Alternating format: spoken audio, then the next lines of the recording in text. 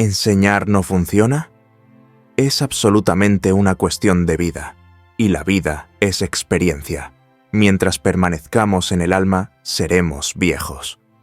Curs 18. El hombre interior. Por eso no nos desfalecemos, pero aunque nuestro hombre exterior se corrompe, el interior, sin embargo, se renueva día a día, porque nuestra ligera y momentánea tribulación produce para nosotros un peso eterno de gloria muy excelente, no prestando atención a las cosas que se ven, sino a las que no se ven, porque las que se ven son temporales, y las que no se ven son eternas. 2 Corintios 4:16 habla del hombre exterior y del hombre interior. El hombre exterior necesita ser consumido. Esta consumación ocurre gradualmente, poco a poco. He estado bajo esta consumación durante muchos años, y mi hombre exterior aún no ha sido completamente consumido. Si queremos vivir y permanecer en nuestro espíritu, el hombre exterior tendrá que ser consumido todo el tiempo. Entonces el hombre interior se renueva día tras día. Nuestro hombre exterior necesita disminuir, Jo 3:30, en lugar de ser corregido, y nuestro hombre interior necesita ser renovado. La renovación es una cuestión de vida. Necesitamos ser renovados metabólicamente. Día tras día, con el nuevo suministro de la vida, resucita. Envejecemos porque permanecemos mucho tiempo en el alma. Mientras permanezcamos en el alma, seremos viejos. Necesitamos ser transferidos del alma al espíritu, y esa transferencia es renovación. Ser renovado día tras día significa ser transferido todo el tiempo del alma al espíritu. Esto no es una cuestión de enseñanza. Enseñar no funciona. Es absolutamente una cuestión de vida. Debemos aprender a volvernos siempre del hombre exterior al hombre interior. 2 Corintios 4:16-18. Juan 3:30. Continúa soplando en nosotros, Señor, para que todo tu propósito y tu economía se cumplan en nosotros. En comunión, tu siervo Luis Trama y familia en Cristo Jesús. Emanuel os bendiga.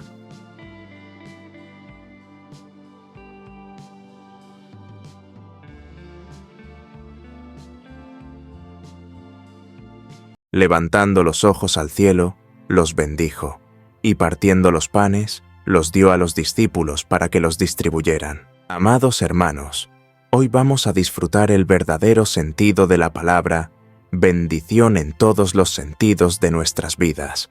Que Dios nos bendiga ricamente para que cada uno que escuche esta palabra sea ricamente bendecido y reciba de este gran tesoro cada día más de Cristo Jesús.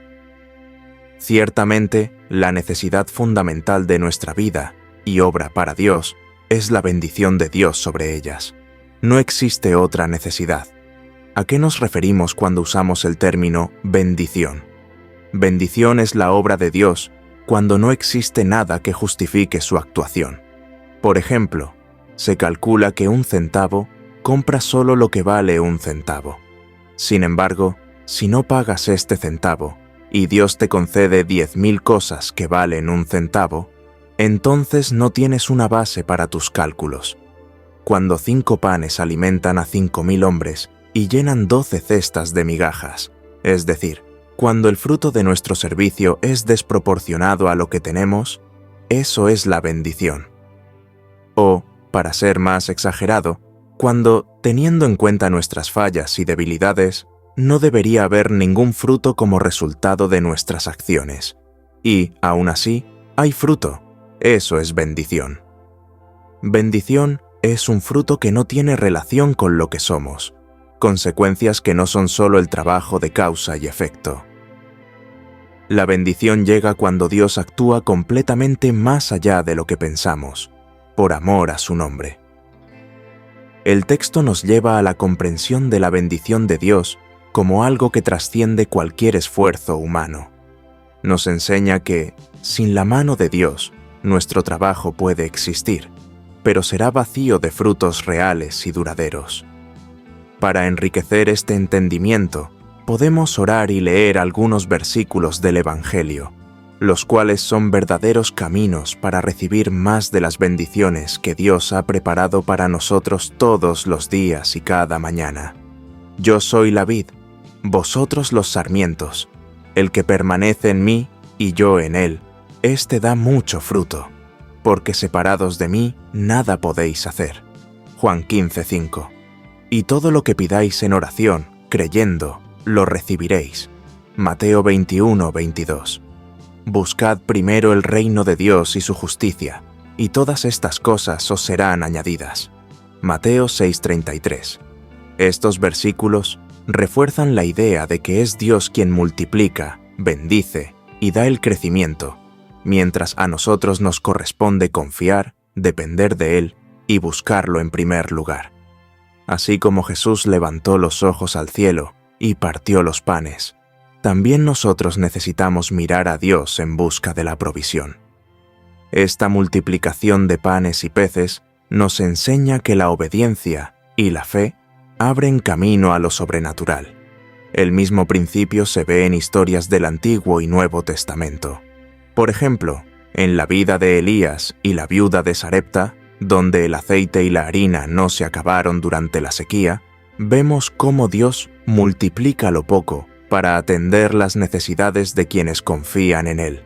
Primera Reyes 17:8-16.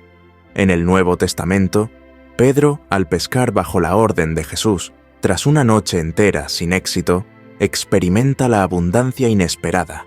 Lucas 5:1-7. Estos ejemplos nos muestran que Dios actúa más allá de nuestra lógica y limitaciones.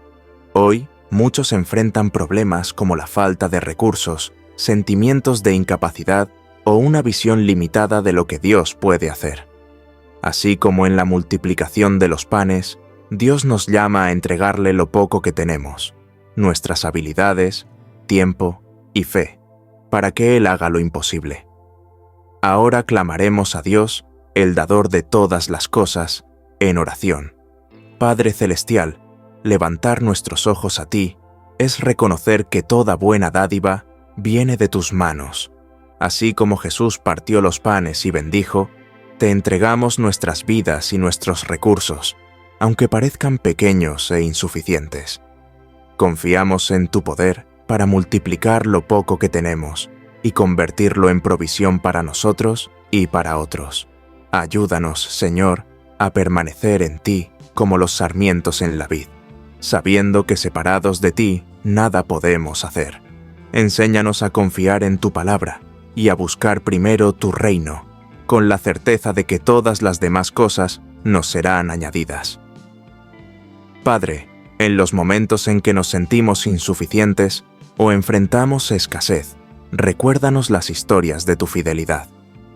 Como lo hiciste con la viuda de Sarepta, como bendijiste a Pedro en la pesca y como alimentaste a las multitudes con 5 panes y 2 peces, actúa en nuestras vidas de manera sobrenatural. Aumenta nuestra fe, Señor, y que cada uno de nosotros sea un instrumento de tu bendición en este mundo. No importa lo limitados que nos sintamos, que tu poder se perfeccione en nuestra debilidad. Te agradecemos, Padre, por todas las cosas, y entregamos nuestro futuro en tus manos, pues hasta aquí nos has ayudado. Enséñanos a contar nuestros días en tu presencia, en la comunión de tu siervo Luis Trama y familia en Cristo Jesús. Que Emmanuel esté con nosotros y nos bendiga ricamente, hoy y siempre. Amén. Oh Señor, cuán magnífico es tu nombre en toda la tierra. Salmo 8, 1 y 9. Amados hermanos, hoy contemplaremos la creación de Dios en su estado original. Por la misericordia de Dios en Cristo Jesús, podemos experimentar y disfrutar de esta maravillosa obra maestra de Dios, que es Cristo, el nuevo hombre. El salmista exalta la excelencia del Señor y, aun con palabras limitadas, reconoce su gloria que trasciende el entendimiento humano. Este elogio no se limita al Salmo 8, sino que se refleja en diversas partes de las Escrituras. El texto nos remonta a Génesis, donde Dios contempló su creación y vio que todo era muy bueno. Y vio Dios todo lo que había hecho, y he aquí que era muy bueno. Y fue la tarde y la mañana del sexto día. Génesis 1:31. A pesar de la caída del hombre, el propósito divino permanece intacto, revelando la soberanía y el plan perfecto de Dios a través de Jesucristo. En Hebreos encontramos la explicación de cómo Jesús cumple este salmo. Pero alguien testificó en cierto lugar, diciendo: ¿Qué es el hombre para que te acuerdes de él? ¿O el hijo del hombre para que le visites? Le hiciste un poco menor que los ángeles, le coronaste de gloria y de honra, y le pusiste sobre las obras de tus manos. Todo lo sujetaste bajo sus pies, porque al sujetarle todas las cosas, nada dejó que no sea sujeto a él. Pero todavía no vemos que todas las cosas le sean sujetas. Pero vemos a aquel que fue hecho un poco menor que los ángeles, a Jesús, coronado de gloria y de honra, a causa del padecimiento de la muerte, para que por la gracia de Dios gustase la muerte por todos. Hebreos 2:6-9. Cristo, al hacerse hombre, venció el pecado y restauró el propósito original de Dios para la humanidad. En Lucas, Jesús enseña cómo debemos dirigirnos al Padre en oración. Aconteció que estaba Jesús orando en un lugar, y cuando terminó, uno de sus discípulos le dijo: Señor, enséñanos a orar, como también Juan enseñó a sus discípulos, y les dijo: Cuando oréis, decid: Padre nuestro que estás en los cielos, santificado sea tu nombre. Venga tu reino. Hágase tu voluntad, como en el cielo, así también en la tierra. Danos el pan nuestro de cada día. Y perdónanos nuestros pecados, porque también nosotros perdonamos a todos los que nos deben. Y no nos metas en tentación, mas líbranos del mal. Lucas 11:1-4. Aquí vemos la centralidad del nombre de Dios siendo exaltado, al igual que en el Salmo 8. Job, aún en su aflicción, exclamó, y dijo: Desnudo salí del vientre de mi madre, y desnudo volveré allá. Jehová dio, y Jehová quitó. Sea el nombre de Jehová bendito. Job 1:21. De igual manera, Pablo y Silas, mientras estaban encarcelados, demostraron su confianza en Dios. Pero a medianoche, orando Pablo y Silas, cantaban himnos a Dios, y los presos los oían. Hechos 16:25. Estas actitudes de alabanza en medio de la adversidad reflejan la certeza de que Dios sigue siendo magnífico, independientemente de las circunstancias. Hoy en día enfrentamos dificultades que pueden desanimarnos, problemas financieros, relaciones rotas, salud debilitada o presiones laborales. En estas situaciones, somos llamados a levantar nuestra mirada al Señor y clamar como el salmista: «¡Cuán magnífico es tu nombre!». Así como Job confió en medio de la pérdida, y Pablo y Silas alabaron a Dios en la cárcel, también podemos encontrar fuerza y esperanza en su presencia. Padre Celestial, cuán magnífico es tu nombre en toda la tierra. Hoy, en medio de las luchas y desafíos de la vida, elegimos exaltar tu gloria. Reconocemos que eres soberano, incluso cuando no entendemos tus caminos. Gracias por Jesucristo, quien venció el pecado y restauró tu propósito para nuestras vidas. Así como Job confió en ti en medio del dolor, y Pablo y Silas te alabaron en medio de la prisión, ayúdanos a confiar en tu plan perfecto. Fortalece nuestra fe, recuérdanos que tu nombre es digno de alabanza en todas las situaciones, y danos la gracia de proclamar tu bondad. Agradecemos, Padre, por este tiempo en que somos contados para ti. En comunión, tu siervo Luis Trama y familia, en Cristo Jesús nuestro Señor y Salvador. Emmanuel os bendiga hoy. Y el mismo Dios de paz os santifique por completo, y todo vuestro espíritu, alma y cuerpo sean guardados irreprensibles para la venida de nuestro Señor Jesucristo. A Tesalonicenses 5:23. Amados hermanos, hoy entraremos en las profundidades del hombre creado por Dios. ¿Quiénes somos verdaderamente? Conocemos mucho de la parte externa, del mundo e incluso de la luna. Pero ¿quiénes somos en realidad? ¿Por qué estamos aquí en la Tierra? ¿Y para qué? Recibamos un poco más de este misterio que es el hombre creado y sus tres partes, conforme el manual del constructor, la Biblia, nos lo muestra. La Biblia enseña que el hombre está compuesto de tres partes: espíritu, alma y cuerpo.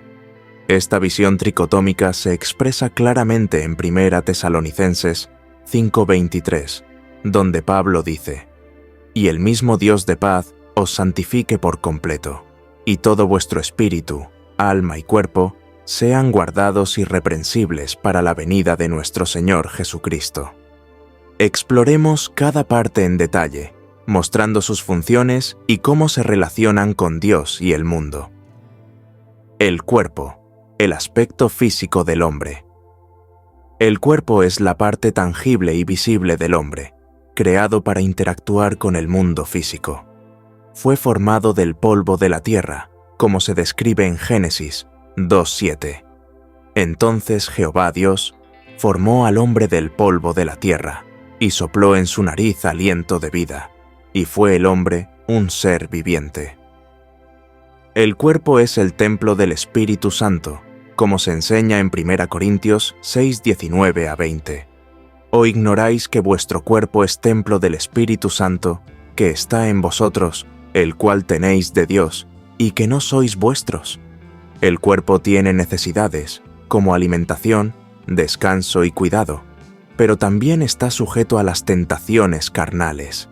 Debe ser sometido a la voluntad de Dios, como Pablo exhorta en Romanos 12:1. Así que, hermanos, os ruego por las misericordias de Dios, que presentéis vuestros cuerpos en sacrificio vivo, santo, agradable a Dios, que es vuestro culto racional. El alma, la personalidad del hombre. El alma es la parte inmaterial que define nuestra individualidad. Está compuesta por tres subpartes: mente, voluntad y emociones. Primera, la mente. Es donde procesamos pensamientos, ideas y tomamos decisiones racionales. Pablo nos enseña en Romanos 12:2 a renovar la mente. No os conforméis a este siglo, sino transformaos por medio de la renovación de vuestro entendimiento, para que comprobéis cuál sea la buena voluntad de Dios, agradable y perfecta. Segunda, la voluntad es la capacidad de elegir, decidir y actuar. Jesús ejemplificó la sumisión de la voluntad en Lucas 22:42. Padre, si quieres, pasa de mí esta copa, pero no se haga mi voluntad, sino la tuya. Tercera, las emociones. Incluyen sentimientos como alegría, tristeza y amor. Dios nos llama a controlar nuestras emociones en Proverbios 4:23. Sobre toda cosa guardada, guarda tu corazón, porque de él mana la vida. El alma está influenciada tanto por el espíritu como por el cuerpo, por lo que debe ser constantemente santificada por la palabra de Dios. Mientras el alma envuelve nuestras emociones, mente y voluntad, el espíritu es donde ocurre la comunión directa con Dios. Muchas veces confundimos nuestras propias emociones y razonamientos con lo espiritual. La palabra, sin embargo, separa y revela la diferencia, guiándonos hacia la verdadera vida espiritual. El espíritu, la parte más profunda del hombre. El espíritu es la parte del hombre que se conecta directamente con Dios. Está compuesto por tres subpartes: conciencia, comunión e intuición. Primera, conciencia. Es la facultad de discernir entre lo correcto y lo incorrecto. En Romanos 9:1, Pablo dice: «Verdad digo en Cristo, no miento, y mi conciencia me da testimonio en el Espíritu Santo». Segunda, comunión es la capacidad de relacionarse con Dios en adoración y oración. En Juan 4:24, Jesús enseña: «Dios es espíritu, y los que le adoran, en espíritu y en verdad, es necesario que adoren». Tercera, intuición. Es la percepción directa de la voluntad de Dios, sin necesidad de razonamiento. En 1 Corintios 2:11 leemos: Porque ¿quién de los hombres sabe las cosas del hombre, sino el espíritu del hombre que está en él? Así tampoco nadie conoció las cosas de Dios, sino el Espíritu de Dios. El Espíritu debe gobernar el alma y el cuerpo, permitiendo que el hombre viva en armonía con Dios. El hombre es un ser tripartito, creado para glorificar a Dios en espíritu, alma y cuerpo. Cuando cada parte cumple su propósito, el hombre experimenta la plenitud de vida en Cristo. Señor Dios Todopoderoso, te agradecemos por habernos creado de forma tan maravillosa y compleja, con espíritu, alma y cuerpo. Santifícanos por completo, para que cada parte de nuestro ser esté en armonía con tu voluntad. Ayúdanos a someter nuestro cuerpo a tu servicio, a renovar nuestra mente con tu palabra, a alinear nuestra voluntad con la tuya, y a conectarnos contigo en espíritu y en verdad. Fortalece nuestra comunión contigo y guíanos con tu espíritu, mezclado con nuestro espíritu, que nuestra conciencia permanezca pura delante de ti. Te agradecemos, Padre, por este tiempo juntos. Continúa llamando a tus escogidos y a todos los que aman tu palabra. Obra en cada parte de nuestro ser, porque la palabra de Dios es viva y eficaz, y más cortante que toda espada de dos filos. Penetra hasta partir el alma y el espíritu, las coyunturas y los tuétanos, y discierne los pensamientos y las intenciones del corazón. Hebreos 4:12. En comunión, tu siervo Luis Trama, y familia en Cristo Jesús. Amén. Emanuel os bendiga. Por la gracia de Dios, soy lo que soy. Primera carta a los Corintios 15:10. Amados hermanos, hoy disfrutaremos de este gran milagro que Dios nos ha dado, el don de la vida. Por ello expresamos la gracia de Dios y declaramos: heme aquí, Señor, envíame a mí. La lectura de este versículo nos invita a reflexionar profundamente sobre la soberanía y la misericordia de Dios en nuestras vidas. ¿Alguna vez te has preguntado por qué, entre tantas personas, Dios te eligió a ti? ¿Por qué, en medio de las multitudes, su mirada descansó sobre tu vida, trayendo salvación y propósito? Estas preguntas no encuentran respuesta en méritos propios, sino en la inmensurable gracia de Dios, que opera soberanamente para su placer y gloria. La gracia de Dios no solo nos salva, sino que nos transforma. Pablo, el apóstol que escribió estas palabras, lo sabía muy bien. Él, que antes perseguía a la Iglesia, fue alcanzado por la gracia y transformado en un instrumento de Dios, no por mérito propio, sino porque Dios lo eligió, lo amó y lo capacitó para la obra del Evangelio. Así, Pablo reconoce: por la gracia de Dios soy lo que soy. En el Evangelio de Juan, Jesús declara: nadie puede venir a mí si el Padre que me envió no lo atrae. Juan 6:44. Esto refuerza la verdad de que es Dios quien nos llama y nos atrae. Somos escogidos no porque seamos dignos, sino porque Él nos amó primero. Primera Juan 4:19. Jesús también nos enseña que esta elección es fruto del placer de Dios.